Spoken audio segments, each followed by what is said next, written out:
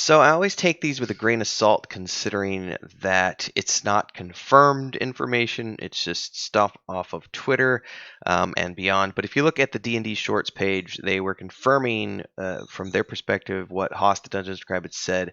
Said if Wizards tried to squeeze more money from you with these D&D Beyond changes, how would you feel? And then he lists some things like $30 a month per player, a deauthorized OGL 1.0A, homebrew banned at the base tiers, and a stripped down gameplay for AI DMs.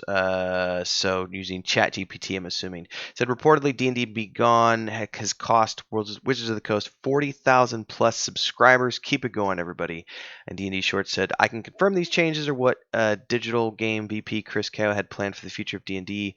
30 per month is the highest tier and includes monthly content drops. The dream is everyone paying $30 a month to play.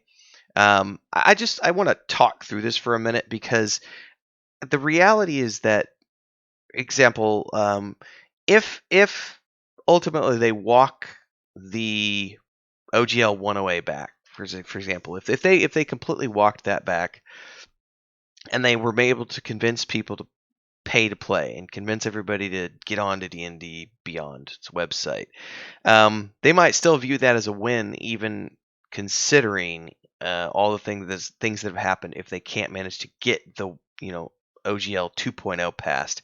But if this is all true, we already have seen the attempt to deauthorize the 1.0A, and we already knew that they were going to be banning homebrew at the base tiers. In other words, if you sign up for D&D Beyond and you're going to use their new VTT program and all this other stuff, the only way that you were going to be allowed to use your own stuff and your own homebrew was to pay that monthly subscription. I've seen that and heard that rumor and had kind of understood that to be an unspoken reality over the past few months. And it was, we invested heavily in, I say invested, that's not the right word to use. We have put our time and eggs into the Fantasy Grounds basket. I know that a lot of people like Roll20. We've used Roll20. Other people like Foundry VTT. We tried Foundry VTT. Didn't like it as much. Ultimately, my brother and I, with my wife, in terms of us, being the game masters and running these campaigns for our community, it was through Fantasy Grounds because it worked for us and it had the 5th edition. Everything was set up the way we liked it. So the idea that if you want to do any sort of, and I'm going to use this word loosely, so forgive the Air Force, if you're going to use like D&D rules moving forward with like 1 Beyond and you wanted to use a VTT program, you were going to have to do it through D&D's VTT app. That was something I saw that writing on the wall last year, and immediately we had a meeting. Man, I don't remember. It was whenever the 1 D&D announcement was made. My brother and I had a meeting with Chris, and we sat down. We even talked about it with some of our friends, and we immediately went, what does this mean for the future of not only our project, but we had some plans with some other people to do some online streaming in official, like we were talking about the Dragonlance campaign and some other stuff, and we were like, well, what does this mean for that, and so we were already talking about it all the way back then at the announcement of 1D&D, and had concerns about what we saw for this moving forward, with them developing their own VTT program and probably forcing everyone to go through them if they wanted to run any official campaigns. But also, if you want to do any homebrew stuff, you got to go through them and their paywall. So I understood that to be coming in the pipeline. It is what it is. I wasn't extremely happy about it, but I can understand where they're going with that. But the $30 a month per player, that's getting into per seat, stuff. So I can say this without a doubt. Every single indie game dev company that I have been associated with or known or have met or have visited the offices of, etc., so on and so forth, nobody pays per seat for licenses when it comes to, if you get your hands on a nice piece of software that you're going to be using, you might pick up 2 or 3 licenses, maybe. If you've got 6 world builders, say, you might get the license for a couple people, maybe 3 people, so they don't feel horribly guilty about using it for everybody. But you're going to be using workarounds to make sure that everyone at the office can use that version, because the idea of paying per seat is just ridiculous, per head. Can you imagine if you were, asking, I just, that boggles my mind, that part right there. If it does turn out to be legit, because no one in their right mind is going to sit there and pay. If you got 6 people together, you're collectively putting in $180 per month just to play a tabletop game, and on top of that, you got to buy the source books. Um, or as I understand, I guess with your subscription you have access to the source books, but still, expecting everyone around the table to shell out that kind of money, why? Like, with Fantasy Grounds Pro as an example, we bought the Pro license, and anyone who joins us for our campaigns gets access to all the tools because we paid for them. And some people were like, "Oh, the front-loaded cost was a little high," and it was several $100s to get all the things we needed to get to run the campaigns we wanted to run. But that expense was A, tax deductible, and B, it wasn't recurring. It was a one-off thing, so I don't consider that a big deal.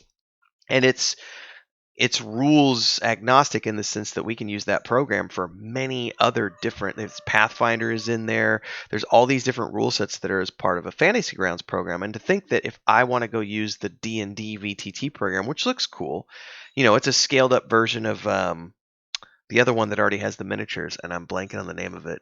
We dabbled with it, and there was no really enough good support for us to want to use it, but it's got like the 3D miniatures and everything.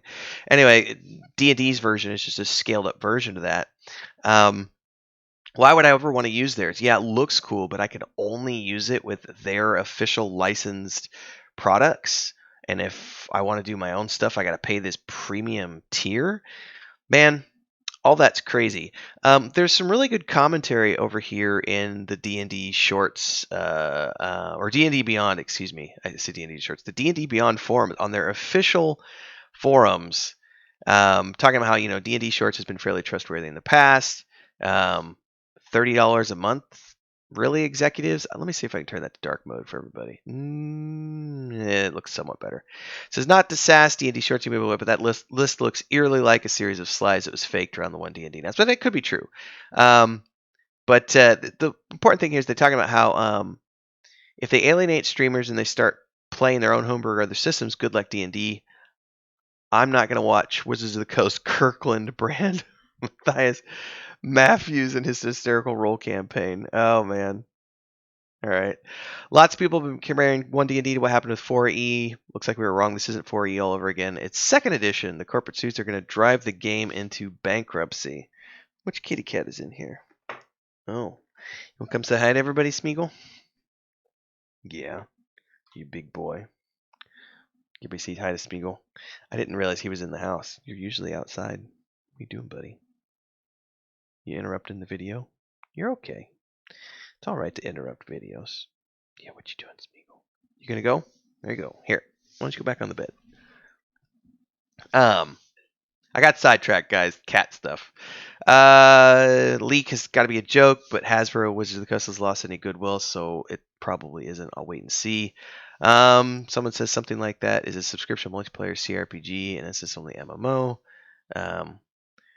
Magic the Gathering is on a 2-month release schedule with extra collectors set, and CO says D&D is under monetized. We see the future OGL fiasco.